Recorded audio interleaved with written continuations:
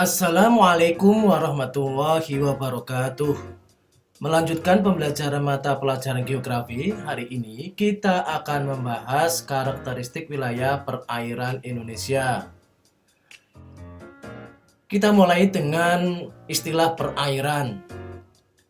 Perairan merupakan bagian dari permukaan bumi yang digenangi oleh air. Beberapa bentuk penampakan perairan wilayah Indonesia sebagai berikut. Yang pertama ada sungai, ada danau, rawa, laut, teluk, selat, dan samudra. Sungai didefinisikan sebagai massa air tawar yang mengalir secara alamiah mulai dari sumber air sampai ke muara air sungai. Umumnya berasal dari mata air yang keluar dari dalam tanah melalui celah-celah atau rekahan batuan. Selain dari resapan air hujan, sumber air sungai bisa pula berupa pencairan es atau gletser. Adapun badan-badan air yang bisa berfungsi sebagai muara sungai antara lain laut, danau, atau sungai lain. Berikut ini manfaat sungai. Manfaat sungai mulai dari yang lebih sederhana seperti keperluan minum, mandi, dan mencuci hingga kebutuhan yang lebih kompleks seperti irigasi pengairan, sumber tenaga, keperluan domestik, sumber penghasilan bahan makanan mentah, industri, transportasi, rekreasi, dan bahkan untuk sarana olahraga. Berikutnya ada danau. Danau adalah suatu cekungan muka bumi yang secara alamiah terisi oleh air dalam jumlah relatif besar. Sebagian besar sumber air yang mengisi cekungan danau berasal dari air hujan dan aliran sungai yang bermuara ke danau.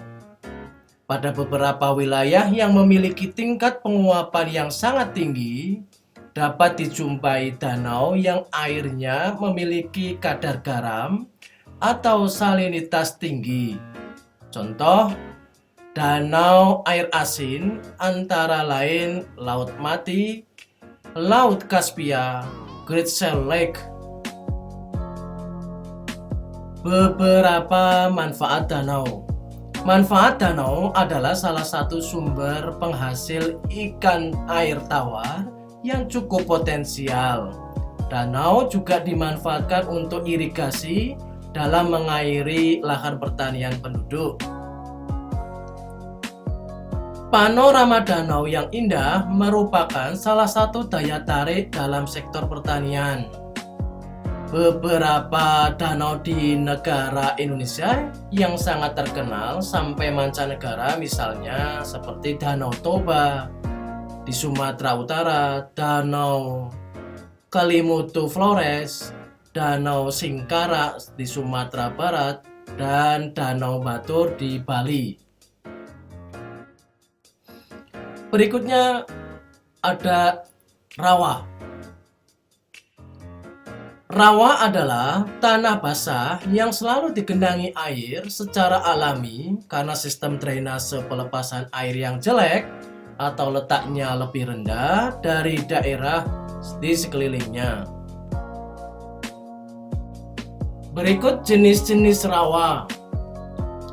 Yang pertama ada hutan rawa gambut. Hutan rawa gambut terbentuk dari sisa-sisa hewan dan tumbuhan yang proses penguraiannya sangat lambat, sehingga tanah gambut memiliki kandungan bahan organik yang sangat tinggi. Berikutnya ada jenis rawa tanpa hutan.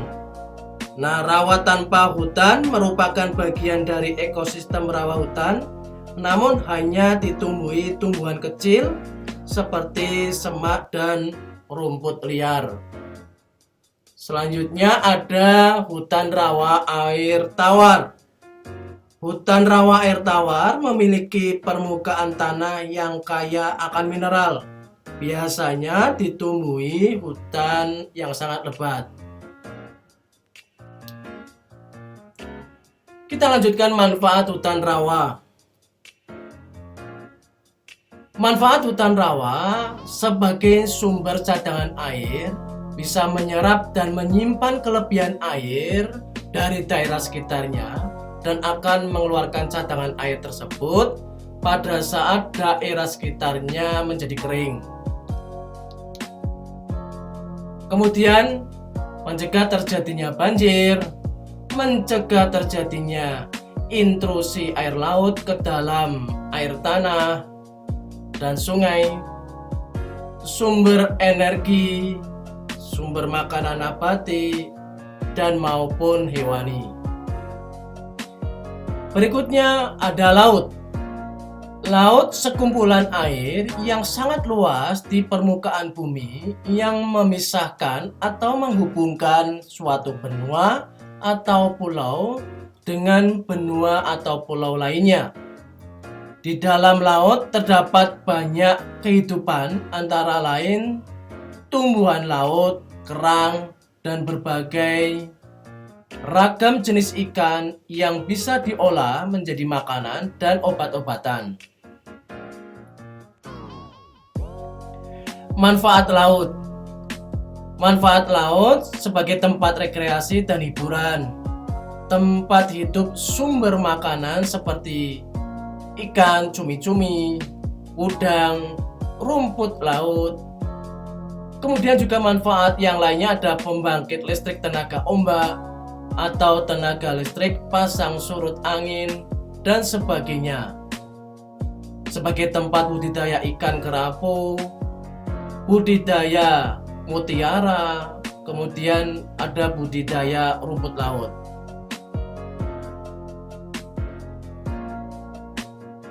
Berikutnya kita membahas teluk. Teluk adalah tubuh perairan yang menjorok ke daratan dan dibatasi oleh daratan pada 3 sisinya. Oleh karena letaknya yang sangat strategis, teluk banyak dimanfaatkan sebagai pelabuhan.